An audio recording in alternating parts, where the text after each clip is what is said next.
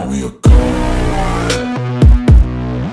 दोस्तों, मैं आपका दोस्त फरहान और आज मैं शुरू करने वाला हूं जुडिशरी की जो क्लास प्रिपरेशन कर रहे हैं उनकी क्लास में आज से लूँगा। और इसकी स्टार्टिंग करने के लिए मैं सबसे पहले आईपीसी कवर करूंगा, फिर सीआरपीसी, फिर एविडेंस एक्ट, फिर सीपीसी, जितने भी मतलब इम्पॉर्टेंट सब्जेक्ट हैं उनको सब मैं तैयारी करवाऊंगा ऑनलाइन। तो दोस्तों इसी के साथ शुरुआत करते हैं। अगर वीडियो अच्छा लगे तो दोस्तों याद रखिएगा, शेयर ज़रूर कर दीजिएगा ताकि और लोगों को भी इसकी जानकारी मिल सके। तो चलिए शुरू करते हैं दोस्तों। भारतीय दंड संहिता यानी इंडियन पीनल कोड 1860, यह अधिनियम भारतीय दंड संहिता कहलाएगा और इसका विस्तार जम्मू कश्मीर राज्य के सिवाय संपूर्ण भारत पर होगा। लेकिन चूंकि जम्मू कश्मीर अब इंडिया के अंडर में ही आ गया, पूरी तरीके से इंडिया के कानून वहाँ फॉलो किए जाते हैं, तो अब ये लाइन इसमें कैंसिल हो गई है। यानी कि अब ये हो गए धारा 1 जो कहती है परिभाषा संहिता का नाम विस्तार बताती है, तो उसमें यह बताया जाएगा कि यह अधिनियम भारतीय दंड संहिता आईपीसी यानी इंडियन पीनल कोड कहलाएगा और इसका विस्तार संपूर्ण भारत पर होगा।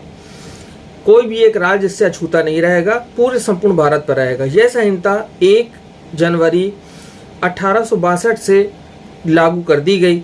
और इसको किसने लागू कराया, मतलब इसको किसने बनाया था? ये लॉर्ड मैकाले थे, जेएम मैक्लियोड, जी.डब्ल्यू. एंडरसन और एफ. मिलिटेट आयुक्त के रूप में नियुक्त किए गए थे और लॉर्ड मैकाले जी द्वारा इस संहिता को बनाया गया था।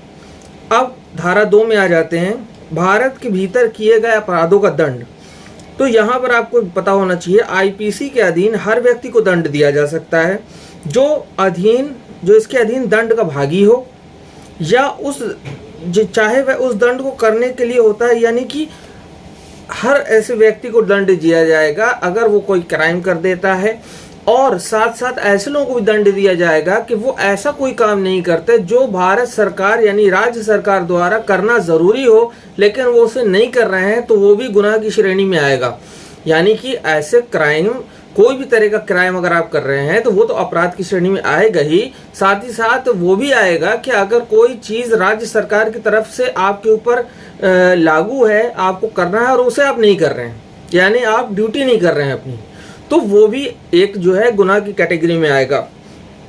अब वह आदमी जो भारत में जुर्म करे वह चाहे किसी भी जाति, वंश, वर्ग, हैसियत, राष्ट्र और राष्ट्रीयता संबंध रखता हो, चाहे वह किसी भी देश का रहने वाला हो, दंड का भागी होगा।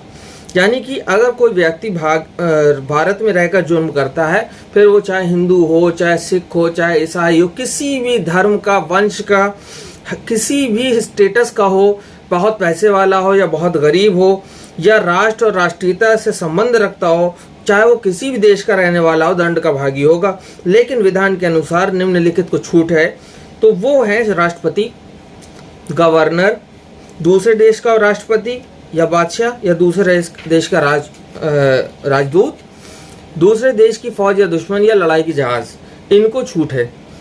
कोई भी व्यक्ति यह कहकर कि उसे भारतीय कानून के संबंध में जानकारी नहीं है, दंड से नहीं बच सकता। यानी अगर कोई दंड वाला मतलब कोई काम कर देता है, किसी तरह का गुनाह कर देता है और बाद में वो अपने बचाव में ये कहता है कि मुझे इसके बारे में नहीं पता था, तो वो उस दंड से नहीं बच सकता। भारत के बाहर किए गए जो अपराध हैं, किंतु भारत के अंदर कानून के अनुसार विचारणीय अपराधों के लिए दंड था। यानी कि अगर कोई व्यक्ति भारत से बाहर कोई अपराध करता है तो उसका जो अपराध होगा वो उसी तरह से दंडनीय होगा जैसे वो भारत में करता। सपोज करिए कि वो बाहर किसी का मर्डर कर देता है, ठीक है, और उस मर्डर की भारत में जो चीज़ है वो मतलब जो सज़ा है वो उम्र कैद या फांसी है, तो वो उसको दंड वही मिलेगा जो भारत में रह के अगर वो मर्डर करता तो उसको जो सज़ा मिलनी चाहिए थी।